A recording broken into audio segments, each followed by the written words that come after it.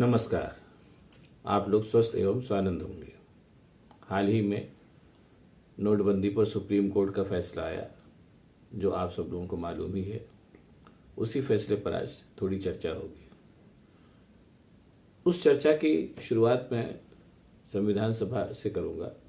संविधान सभा ने जब संविधान बना दिया तो संविधान सभा की ड्राफ्ट कमेटी के चेयरमैन डॉक्टर अम्बेडकर ने कहा कि हमने अपने सब लोगों के सामूहिक प्रयास से बहुत ही मुकम्मल संविधान बनाया है।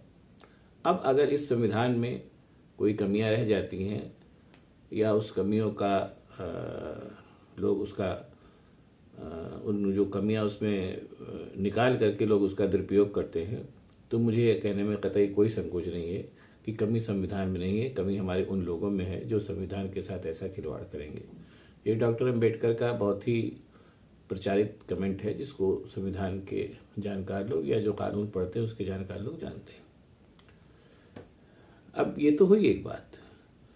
अब संविधान तो बन गया, वो तो ठीक है, लेकिन उसके बाद जो भी सरकारें आई उनमें बहुत सी सरकारें ऐसी हुई, उनमें सब शामिल है। अगर मैं कह रहा हूँ सब शामिल है तो सब शामिल है जिन्होंने एकाधिक बार इस संविधान की इस भावना का उल्लंघन किया।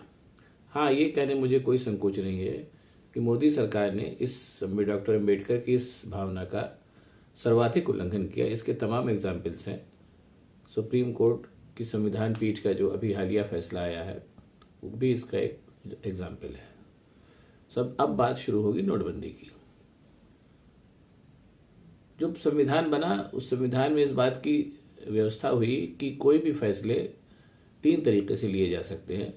पार्लियामेंट जो फैसले लेती है, एक तो नोटिफिकेशन से, दूसरा अध्यादेश से और तीसरा संसद में बाकायदा बिल रख करके। मोटे तौर पर ये कहना चाहिए कि ये संसद के जो सदस्य हैं और जो उस समय का तत्कालीन जो भी मंत्रिमंडल और प्रधानमंत्री रहा हो, ये उसके विवेक पर छोड़ दिया गया कि आप ये तय करें कि कौन सा मामला नोटिफिकेशन से सिद्ध किया जा सकता है, कौन सा अध्यादेश से और कौन सा संसद में बाकायदा बिल रख करके। इसके पीछे कई व्यवस्थाएं थी। जैसे आपको तत्काल बहुत ज़रूरत है तो आपने नोटिफिकेशन से कर दिया। कोई तत्कालिक ज़रूरत है जो तत्काल पूरी करनी है, संसद में बिल रखने का समय नहीं है या संसद नहीं चल रही है, तो अध्यादेश ला करके बाद में उसको संसद से पारित करा लिया। और अगर संसद चल रही है और बिल बहुत राष्ट्रीय महत्व का है तो उसको बाकायदा संसद के पटल पे रख करके और कैबिनेट में बाकायदा रख करके उस पर बहुत लंबी बहस करके उसके बाद फिर उस पर कानून बनाया जाता था। संसद वाली बात इसलिए कही गई कि जब कोई ऐसा बहुत ही ऐसा कानून बनाया जाना होना था जो उसमें कि बहुत बड़ी संख्या में और बहुत बड़ी मात्रा में अगर देश की जनसंख्या और देश के बहुत हिस्सों को प्रभावित होना था, तो ये होता था कि आप संसद में बाकायदा बिल रख के कानून बनाइए, ताकि उसके सारे पहलुओं पर बहुत बहस करके और उसके बाद फिर उस पर चर्चा की जाए और उसके बाद फिर कानून बनाया जाए। क्योंकि सरकार के कई काम होते हैं। सरकार के मेन काम तो गवर्नेंस तो होता ही है और उसके अलावा मैनेजमेंट भी सरकार का ही काम है। ये अभी तक नोटबंदी की बात शुरू करने के पहले इतना जानना जरूरी है मोटे तौर पर। अब नोटबंदी का फैसला आया। नोटबंदी के फैसले में इस बात को मैं बहुत ज़्यादा दोहराऊंगा नहीं, कई बार दोहराया जा चुका है। नोटबंदी का फैसला जब नोटिफिकेशन से लिया गया, जो कि कायदे से संसद में बिल रख के लिया जाना चाहिए था, तो उसमें बताया गया, उसके जो उद्देश्य बताए गए वो सभी जानते हैं, लेकिन कहीं ना कहीं उसके कुछ ऐसे छिपे उद्देश्य भी थे जो कालांतर में सामने आए, अभी तक नहीं आए सामने, जो बाकायदा प्रूफ के साथ सामने आए। बातचीत में तो तमाम लोग तमाम तरीके की बातें कहते हैं, उसको कहने कोई मतलब नहीं है, लेकिन इतना स्पष्ट है कि नोटबंदी के जो फायदे बताए गए वो तो जो आए सामने एक भी फायदा नहीं आया, लेकिन उसके कुछ ऐसे भी मंतव्य रहे होंगे जो लोगों को नहीं बताए गए। इसीलिए इतना बड़ा जनहित का फैसला जो था वो अफरा तफरी में नोटिफिकेशन के माध्यम से कर दिया गया, जिसका परिणाम ये हुआ कि नोटबंदी तो हो ही गई, लेकिन उसके बाद इस कदर अफरा तफरी मची और उसमें उसके इतने भयावह दुष्परिणाम हुए कि उसको पूरा देश जानता है, उसको भी बहुत ज़्यादा दोहराने की जरूरत नहीं है। लाखों लोग विस्थापित हुए, करोड़ों रोजगार गए, तमाम लोग लाइनों में लग करके मर गए, ये सब जानते हैं। अब इस फैसले को कहीं ना कहीं सुप्रीम कोर्ट में तो जाना ही था, कभी ना कभी बहरहाल गया वो, और संविधान और सुप्रीम कोर्ट ने संविधान पीठ बैठा दी जिसमें 5 जजेस थे। उन लोगों ने ये कहा कि कानूनन ये फैसला सही था, और लेकिन उसके परिणामों के बारे में उन्होंने चर्चा नहीं की। 5 जजों की पीठ थी, 4 जजों का नाम लेने से कोई तुक नहीं है। इस पूरे फैसले में जो नाम उल्लेखनीय था, और वो इस नाम बहुत कुछ आश्वस्त करता है कि अभी हमारा लोकतंत्र है और रहेगा, वो फैसला था जस्टिस नागरत्ना का। लेकिन चूंकि बहुमत में संख्या का खेल होता है तो 4 जजेस ने उसको कानून को सही ठहराया।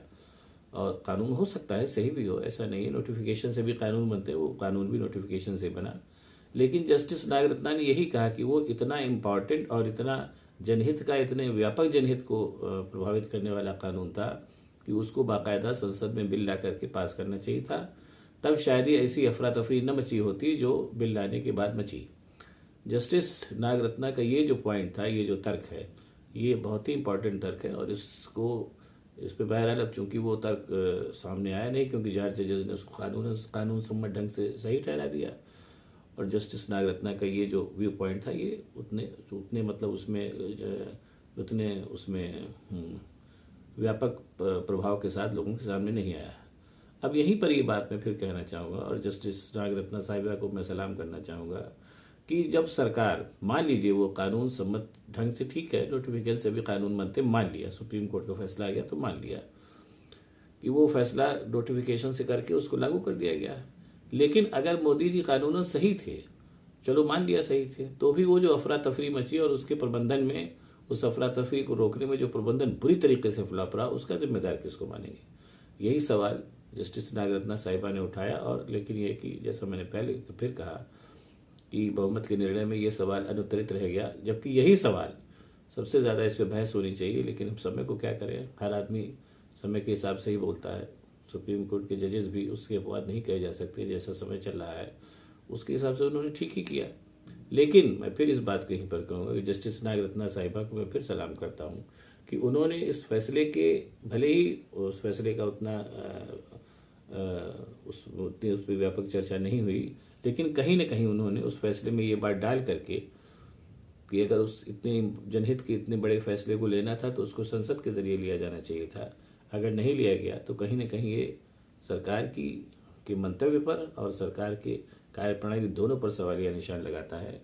इस बात को कहने में मुझे कोई संकोच नहीं है। और जहाँ तक मैं समझता हूँ, जो भी पढ़े लिखे और थोड़ा सा कानून को मानने वाले लोग हैं, उनका भी यही विचार होगा। बाकी आप लोगों को बहुत बहुत नमस्कार। अगर ये वीडियो पसंद आया तो इसको लाइक करिए, शेयर करिए और सब्सक्राइब करिए मेरे चैनल को, और इसको, ताकि मैं और भी इस तरीके के आपको मैं वीडियो बना के देता रहूं। और अब ये समय आ गया है कि कहीं ना कहीं हम जो, मैं फिर कह रहा हूँ बार कि जितनी भी सरकारें आई हैं, सभी ने कमोबेश, किसी ने बहुत थोड़ी मात्रा में, किसी ने बहुत बड़ी मात्रा में, अपने अपने हितों की पूर्ति के लिए संविधान की जो मूल भावना है उसके साथ खिलवाड़ किया। ये बुरी बात है, ऐसा नहीं होना चाहिए। और लेकिन बहरहाल लोकतंत्र है, ये भी अपने कई रंग में सामने आता है। और जब इमरजेंसी का काल नहीं रहा तो ये काल भी नहीं रहेगा। इतना मैं इसको लेकर के मैं स्पष्ट हूँ और मेरा मंतव्य बिल्कुल स्पष्ट है। बहुत बहुत धन्यवाद, नमस्कार।